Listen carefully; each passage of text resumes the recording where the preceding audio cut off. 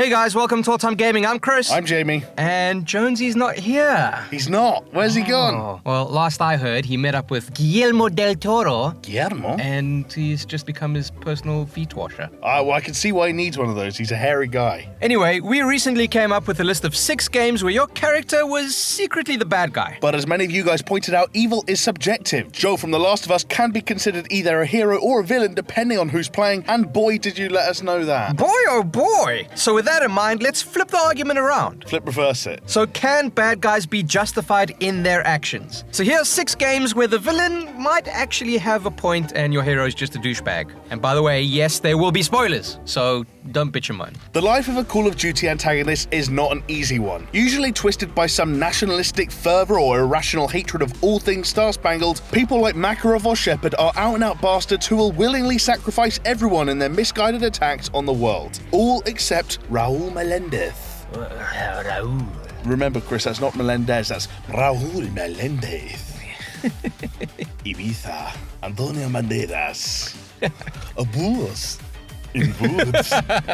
Now, we accept this may be a hard sell, a drug dealer who hijacks America's army of drones in order to attack civilians. It's not usually a sympathetic character. No. Gonna be a hard sell, this one. Let me try and persuade you. Okay. Firstly, Melendez grew up in Nicaragua, which is also fun to say in an accent, where he witnessed the brutality of the US-backed Somoza government. From there, his sister was horribly burned after the American owner torched their warehouse for the insurance money.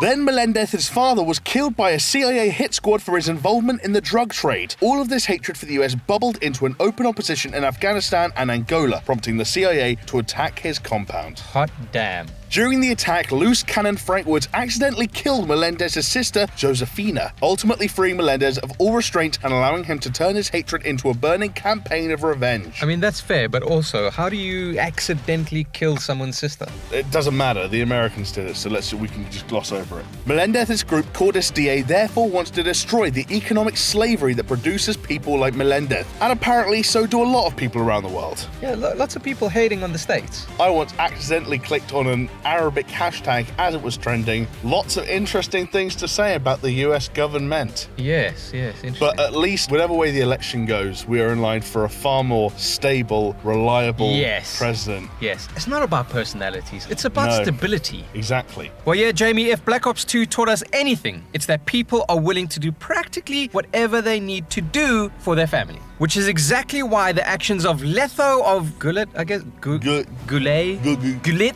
that dude from that place, from The Witcher 2, and it's perhaps justified, maybe slightly. So for those who don't know, Letho is a former Witcher from the Viper School who begins killing the crowned heads of the Northern Kingdoms for some unknown reason. And Geralt, a grey-haired penis on legs, He does love the ladies. He does love the ladies. I mean, that's quite an image, a grey-haired penis. Yeah, you're gonna have to make that in Photoshop and put it on screen right now.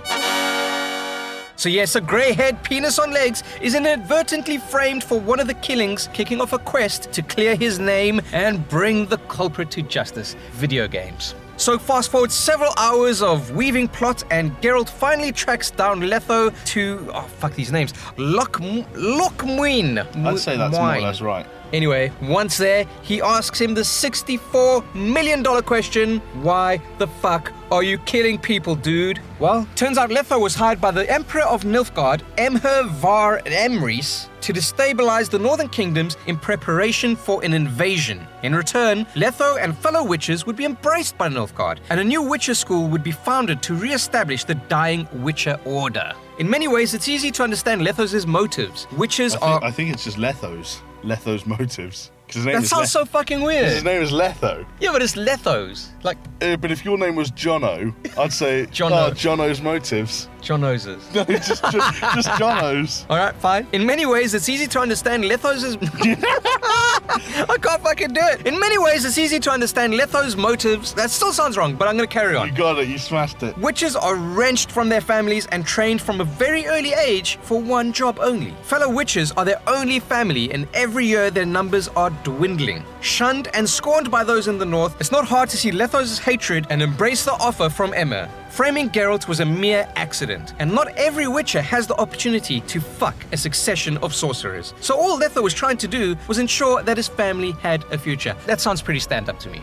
Yeah, sure. Like, from a family perspective. What if someone's going around killing YouTube gamers? I 100% see where Letho's coming from now. Now, Chris, family is one of many reasons for extreme acts, but what about money, power, revenge? Sex? All of them are excellent reasons to take up arms and perform questionable acts. However, occasionally, duty also plays a part, or the cool of it. Get it? Are we talking about a Call of Duty game? No, we're talking about John Conrad, the colonel of the 33rd US Infantry Battalion in Spec Ops: The Line. Man, that game was so good. So in Spec Ops: The Line, a sandstorm practically destroys Dubai, leaving thousands of civilians stranded. Despite being ordered to abandon Dubai, Conrad goes to the rescue. Exactly. He blows the trumpet and off he goes. Now, when your character Walker arrives on the scene, it appears as if Conrad has established a military dictatorship with hangings and other examples of capital punishment used to maintain order. That's not good. So it's up to Walker to bring him down. Only, that's not entirely the truth. Oh. There's more going on here. Scratch under the surface and you might find another coat of paint. Scratch and sniff, and you'll find that bumholes smell bad most of the time. Throughout the game, Walker is manipulated by the CIA to kill off everyone in Dubai in order to avoid a war in the region. The 33rd are attempting to prevent more deaths, especially a drawn-out, painful death caused by dehydration and hunger. Through controlling resources, it appears as if the 33rd are trying to help, not harm. I mean, yes, they use harsh methods, but it's for the greater good, right? As Walker descends further into madness, losing his team and killing more and more of the 33rd, he finally uncovers the truth from Conrad, or at least Conrad's corpse. The 33rd, under the colonel, had attempted an evacuation of civilians 2 weeks earlier, which had resulted in disaster. Conrad killed himself out of guilt, Chris, because he couldn't be the hero he wanted to be, and neither could Walker. And it was his selfish desire for a villain to justify his deluded heroism that turned Conrad into the antagonist we saw. Interesting, a little bit twisty-turny. Fuck, that's some Shyamalan shit. Mind blown. From what we see of him at the beginning of Saints Row 4, Cyrus Temple is a dickhead, a douchebag, an arsehole. A numbnuts.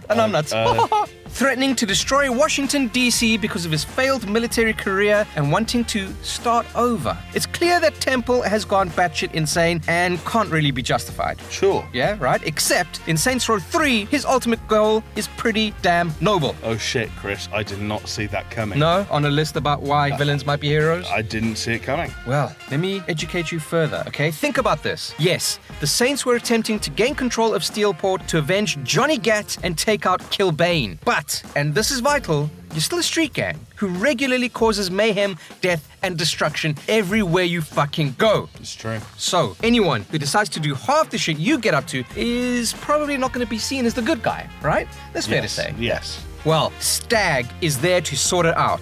Not just you, of course. No.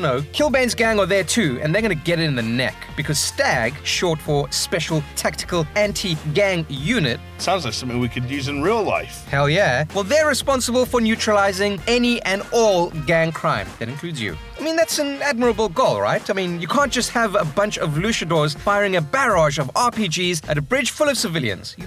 You can't let that happen. It's a big no-no. No. If you at home watching this were considering doing this, we would strongly recommend against doing that.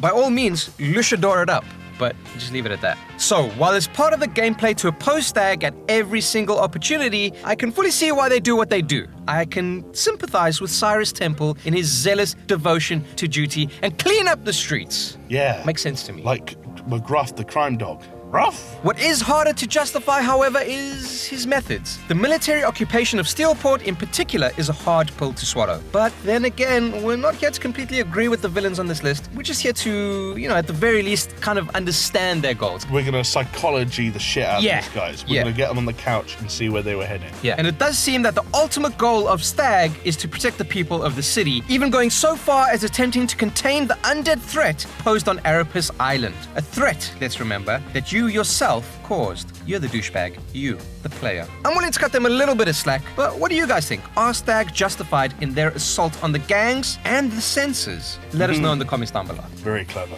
Okay, Chris, now it's time to delve into some classic Kojima weirdness. I mean, what's a list without some classic exactly. Kojima weirdness? We're good for some Kojima like once in every 2 or 3 lists. Metal Gear Solid 2 Sons of Liberty features everyone's least favourite snake, Raiden, as he attempts to prevent the Sons of Liberty from capturing the Big Shell, a decontamination facility off Manhattan, and the Arsenal Gear, a great big nuclear monstrosity. Wouldn't be a Metal Gear game without one. No. The leader of the Sons of Liberty is Solidus Snake, former president of the United States and current bastard. Or is he? Or is he? Well, yes, he is. I'm pretty sure the kidnapping and murder would factor against him in a court of law, but let's examine his motives. A little bit unorthodox for this list, but yes, let's go through it, shall we? Sure. In the final confrontation with Raiden on top of Federal Hall, Solidus reveals the reason behind all the threats of using Arsenal gear and casual murder. He wanted to expose a shadowy and sinister force known as the Patriots and eliminate them, freeing humanity from their malevolent influence. By giving Dead Cell the full use of Arsenal gear, he was hoping to draw the 12 members of the Patriots into the light and destroy them. Now that sounds like pretty solid reasoning to me. I can get behind that. In effect, the Sons of Liberty were living up to their namesakes by doing what they must to demolish the dictatorship that they saw America had become.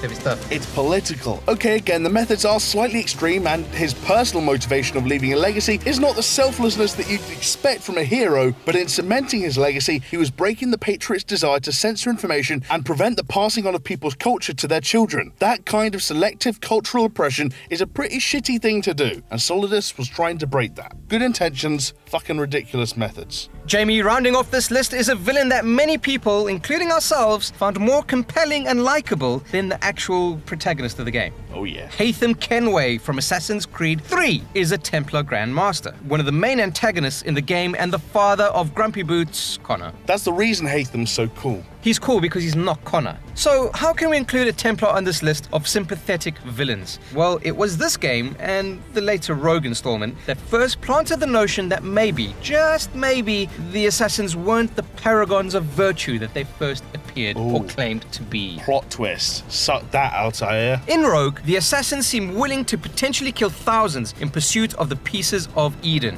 while the Templars simply want to unite the people and usher a period of peace. Haytham in particular embodies this principle. He declares that he does not support the British Crown in her actions and wishes to bring in equality under Templar guidance. Reasonable. Revolutionary, some might say. So while Connor is primarily motivated by revenge, Haytham takes a more measured and considered approach. He even appears to be honorable in circumstances. What a fella. What a guy. Yeah, what a guy. Yeah. While the assassins believe that everything is permitted, Haytham spares opponents and displays a certain fondness and pride in his son, which hardly denotes a complete monster in my books. I mean, Haytham even tries hard to bring Connor to his way of thinking, both of them seemingly working towards a common goal. Ultimately, he tried to find a way to calm the conflict between the two factions, which in itself is a truly noble aim. I think he's probably the most noble person on this list. It's a shame that he's got such a bad rep.